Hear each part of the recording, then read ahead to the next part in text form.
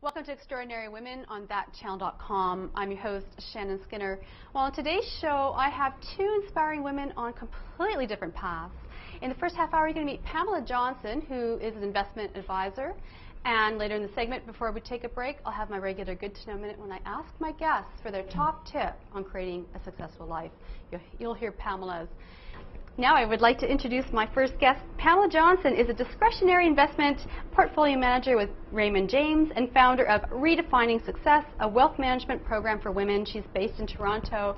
Hello, Pamela. Thank you for being here today. Well, thank you for having me, Shannon. Oh, this is fantastic.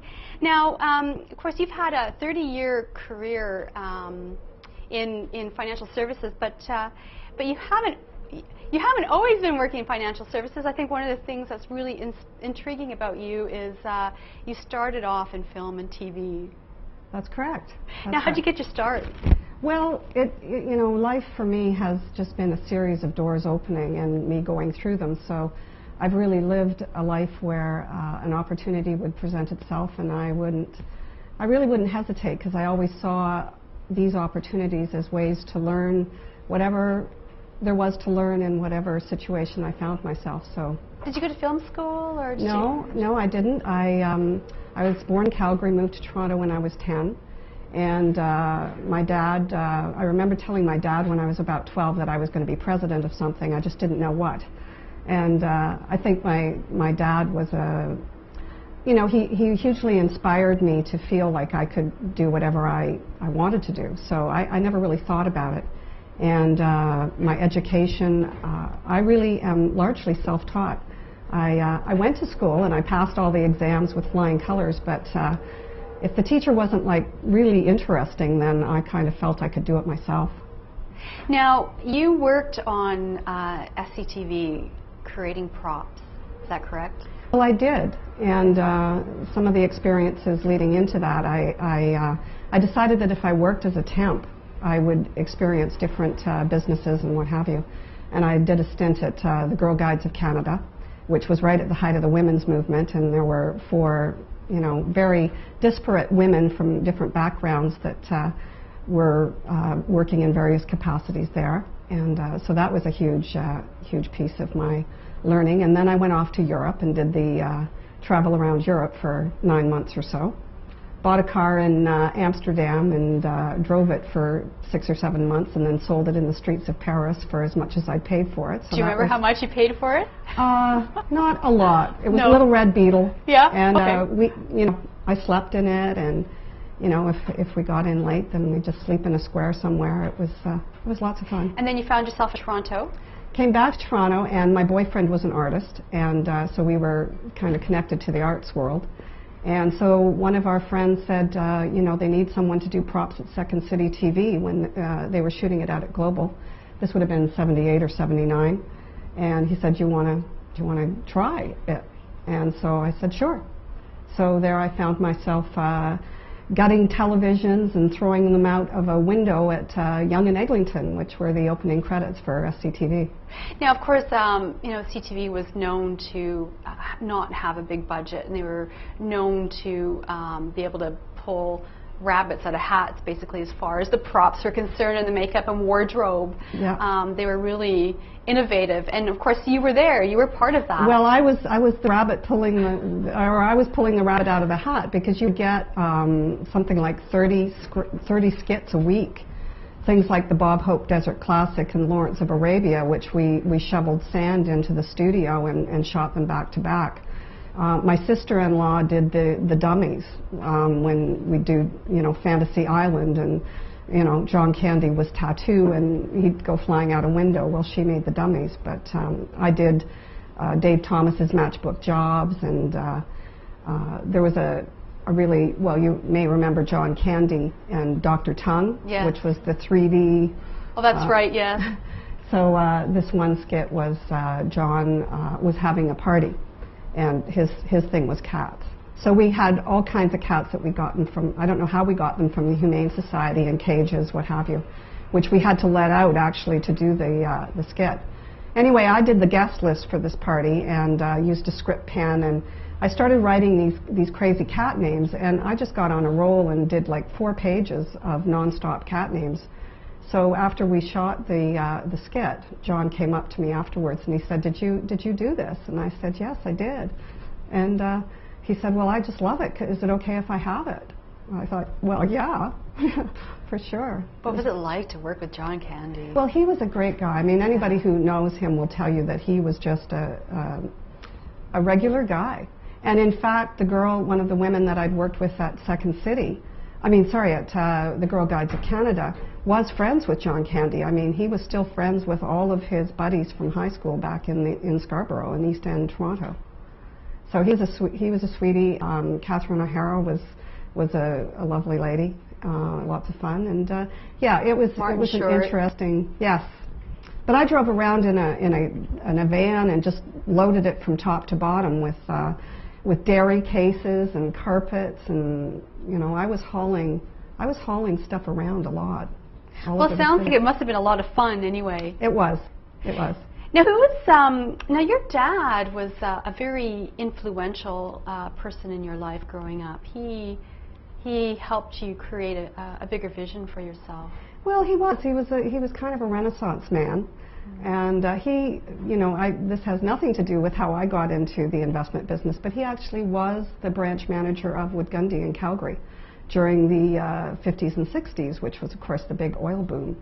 And I know when I entered into this business, he always said I knew more about it than he did. Would you say that's true? Oh, I don't know about that. I knew different things. I had different skills, maybe. But now, how did you actually find your way from doing props for SCTV now in the financial services industry? I mean, what happened? Well, after Second City, I started a production company. And I worked for about 3 or 4 different people, people that had been former CBC folks. They had done This Hour Has 7 Days, which was a pretty big show in the 60s. And so I was doing everything under the sun. I mean, if there's anything I'm good at, I really am a jack of all trades, very resourceful. There's no such thing as how do you do that? It's like, I'm doing it. So at one point, we were shooting our second feature film, and Doug, who was one of the people doing the movie, said, why don't you have a go at selling these tax shelters? So I did, and within 2 days he cut my commissions in half because I was selling so much, and in 1 month I made more than I'd made in 2 years, and I had a ball. Like, I found it very creative. I've always approached my business from a very creative standpoint, and I just found, doing this kind of work, combining sales and helping people understand what's going on, I love doing it. So it was sort of, oh my God, does this really mean I'm going to go work on Bay Street? And I sort of that wasn't how I really saw myself. So I have been a bit outside the box in terms of how I've managed my career. But I did work at Nesbitt and TD, so I've spent a good time in traditional corporate brokerage world. Now, of course, at present you have, you're at Raymond James, and your title is Discretionary Investment Portfolio Manager, as well as your other, not side business, but the other program, Redefining Success, which we'll talk about later. But I want to know, what is a discretionary investment portfolio manager? Well, that's a great question. Essentially, there's not that many discretionary portfolio managers in retail brokerage. So investment counselors and portfolio managers like Jarislowsky Fraser are discretionary portfolio managers.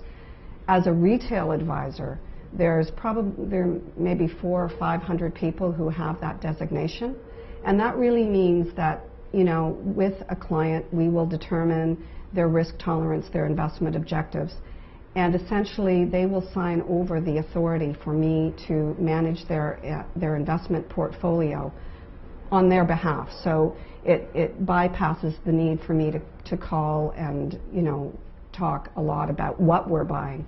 I talk constantly to my clients about the market and what we're doing and how we're doing as far as our investment management program goes, but not about the details of how it's happening. So why, in your opinion, is it so important for women to actually understand and have a good handle on wealth and money management? Well, I think really, you know, from my experience of myself as a woman and people I know, it can take whatever form and shape the individual woman wants it to, but it's always so important to have somebody you can trust to work that through with. And I myself in my business have been befuddled by some of the language that goes on, and you know, don't necessarily feel very comfortable with much of how the business presents itself. So I provide women with a safe place where they can just approach things from the more female perspective. And this doesn't preclude men. I find there are a lot of men that appreciate my services too, because I'm going to talk to you in plain English. I'm not going to razzle-dazzle you. I'm going to, you know, talk to you about the things that are important to you, and you know, keep it as simple, or as, you know, get into whatever detail you need to get into. Now, what are the trends that you're seeing as far as, you know, women are concerned? Well, I find as I grow and age, my business kind of morphs along with what's happening, the changes in my demographic, and we all know we are part of an aging population. And my clients have grown along with me. Many have been with me from the start, so we're not getting any younger. So I find that women, there's a lot of women and successful women that may not feel as secure in their success or as secure in their financial future as they would like. And there could be real, you know, tangible reasons for that, but there could also be emotional reasons for that.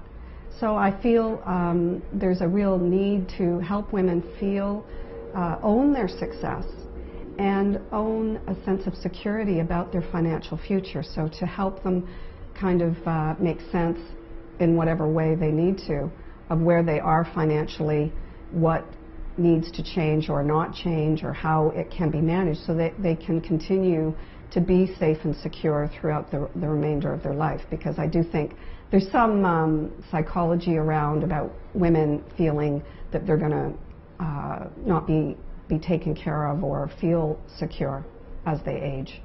Now, we're going to talk more about that after the break. But before we take a break, I've got my Good to Know Minute. And Pamela, I know you've got a great tip for the audience.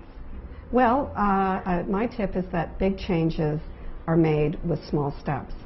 So if you can look at your life and find one small change that you could make that would help you manage your life better and really practice it, then big changes will be the result. Well, thank you very much. We will take a break, and when we come back, more on women, wealth, and success with Pamela Johnston.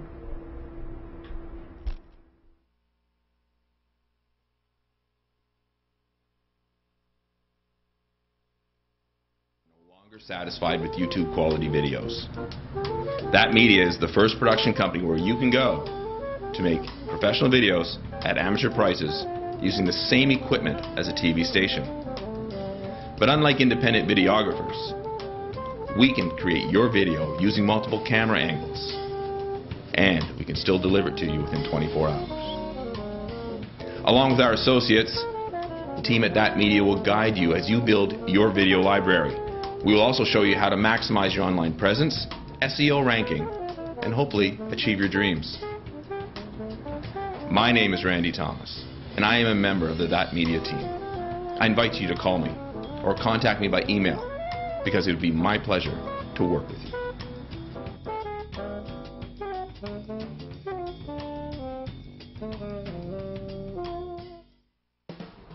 Hi, welcome to thatchannel.com. My name is Randy Thomas, and I'm one of the producers here. Hi everybody, it's us, the Wine Ladies. We're live here today on thatchannel.com. A lot of people dream about being a star, which is why over 24 hours of video is uploaded to YouTube every minute of every day. But why sit at home and dream about fame when you can come to thatchannel.com and produce your own TV show? There are over 20 people just like you and I who are producing their own show, and some of them have produced over 100 episodes each. Yeah, it costs some money, and it takes some work, but it's extremely rewarding. And trust me, you're going to have a blast. Let me tell you how I got started. The first thing I did was I booked a free interview on the Liquid Lunch Show. It's a show that runs every weekday from noon until 2 p.m. and it's hosted by one of the founders of ThatChannel.com, Hugh Riley. I had a great time with Hugh, and the people here were so friendly that I decided to sit down one of the managers and have a coffee and ask a few questions. Well, let me tell you, they answered all my questions and they gave me all the information I needed. 3 weeks later, I had my own show. Now, it can be that easy for you. I invite you, contact us at contactus@thatchannel.com. Schedule your interview, have your coffee with one of the managers, become a part of the team. Again, contact us at thatchannel.com. It's where people go to make TV like a pro.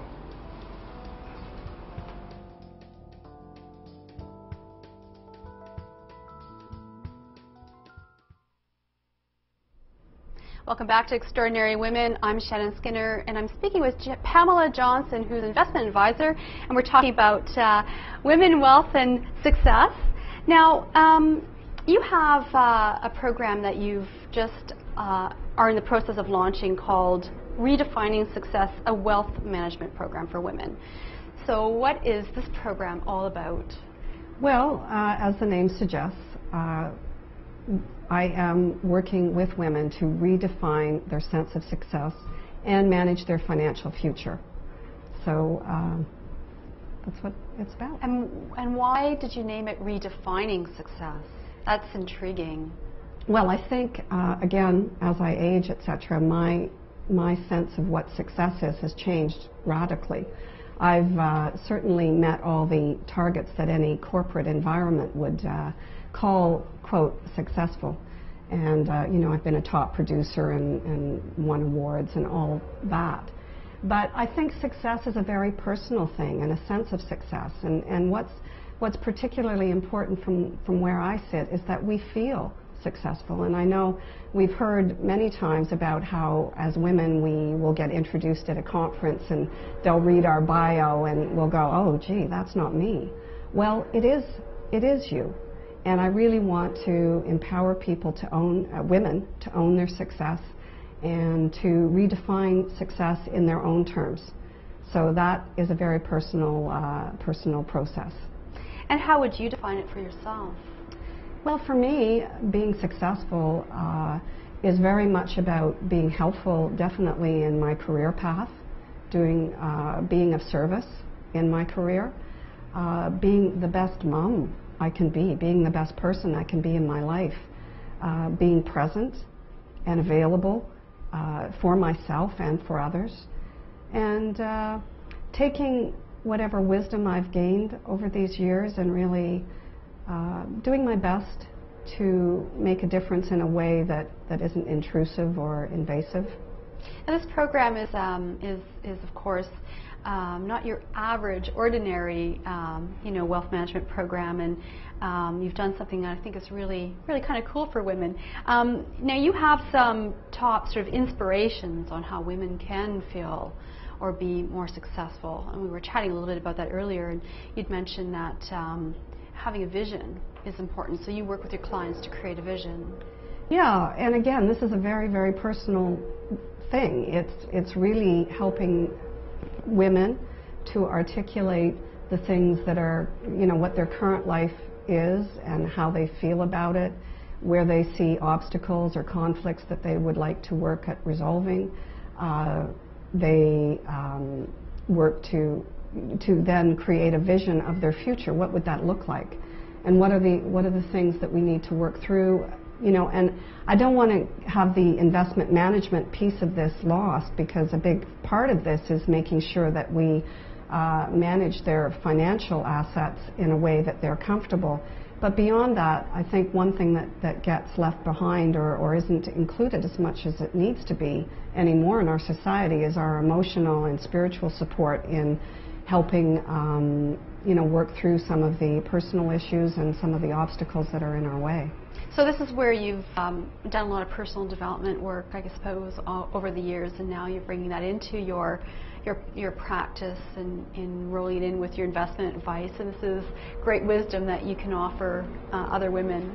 Well, right? there is that. Yes, I have a meditation practice and a spiritual practice myself, and I wouldn't necessarily be the person that was helping these women, but I can certainly help work through sort of what kinds of challenges they would like to take on and align them with right resources. So there's really 3 parts to the program, and that is solid financial advice, which would include the portfolio management with financial planning, estate planning, tax planning.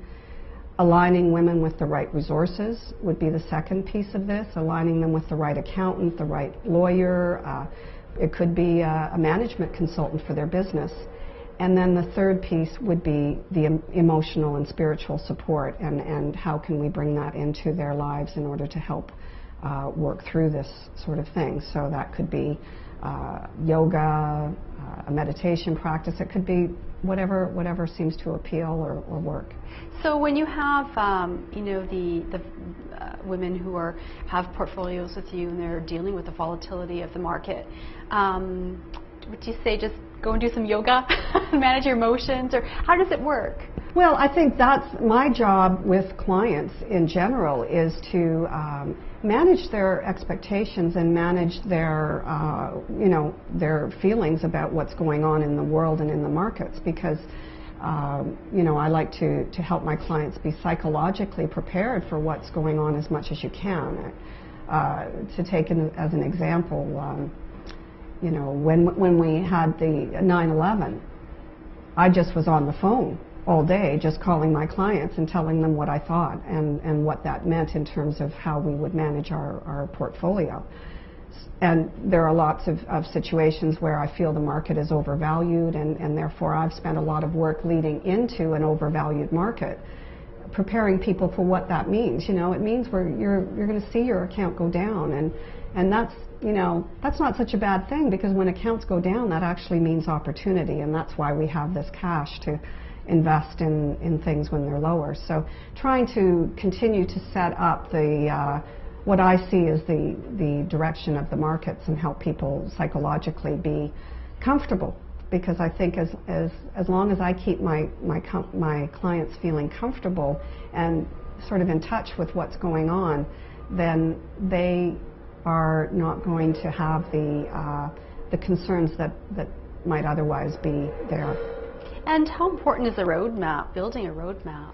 Well, this is much the process that I go through with clients. Is basically we start with this vision statement and make sure we've got that right, and then we look at the emotional and spiritual side and what pieces we could bring into this vision that would be helpful, and from there we build a roadmap. And the roadmap can be out a couple of years, where we just take each task or each obstacle or things we want to develop more fully, and plot out a game plan for how we're going to address each and every one of them over time, step by step. And what would you say is the most common, biggest obstacle for women in growing their wealth that you see? Well, I think, again, this is where the emotional, spiritual side comes in, because we do have conflict in our lives. We might, be divorced and still carrying some resentment. We might have difficulties with a family member. And that kind of conflict and things can be very draining and can take your energy away from being able to tackle things like, what am I going to do with my aging parents? So if we can work on taking on those emotional chunks that we all have in our lives and have support with my team, working at getting the solutions with the right resources, the accountants or the lawyers or the caregiving services that will help our situation, then that frees our energy up to really be on top of managing our financial affairs better. And what about then measuring success? Like, how do you measure it? Well, I've always been not that comfortable with the performance-based measurement that is so popular in the financial services business, because it as an advisor, I can tell you that it doesn't matter how well you do. there's always something that could be better, or there's always, you know, you go through a bad period and everybody forgets about the big picture. So what I think is much more important is that people feel secure that they're meeting their goals. So we have what's called goals-based reporting, where we're going to take the vision, we're going to take the roadmap, and from there we're really going to be able to articulate what our goals are and how we can measure them. So that on a quarterly or semi-annual or annual basis, we'll be looking to see, are we meeting the goals that we had set for ourselves? And if we're not, why not? Are there good reasons for that? Are there things we need to shift? Or is there something that we need to change? And that's where perhaps you might point your clients into, you know, the direction of a particular advisor in a different area, like it might be whatever it is, that obstacle that's in their way, to help them get beyond it. Exactly. We have a team of third-party consultants. I'm always meeting new people, networking, and I mean, as women, this is just a burgeoning field where there really are people that will fill a niche market that you may not have considered. And there's just a lot of people out there doing great work. So there's something there for just about everybody. And so through the work and through the dialogue, I mean, we're really talking about a very trusting dialogue where I'm there to support and help a woman, guide a woman towards resources, or, you know, and to keep a solid financial footing that she can feel safe and comfortable in. So carrying a little bit of the load, helping carry a bit of the load. Well, Pamela, I'm afraid our time is actually up, and I've really enjoyed this conversation, and thank you so much for being here today and sharing some of your words of wisdom. Well, thank you too. And I wish you all the best. Thank you. Oh, and actually, before we do go, yes, your URL, how can people find you? Right. Well, I'm in the process of building a new website for Redefining Success, but currently you can find me at www.thejohnstongroup.ca. Thejohnstongroup.ca. I'm glad I remembered that. Yes. That's well, great. Thank you so much, Pamela, again. Okay. Thank you, Shannon.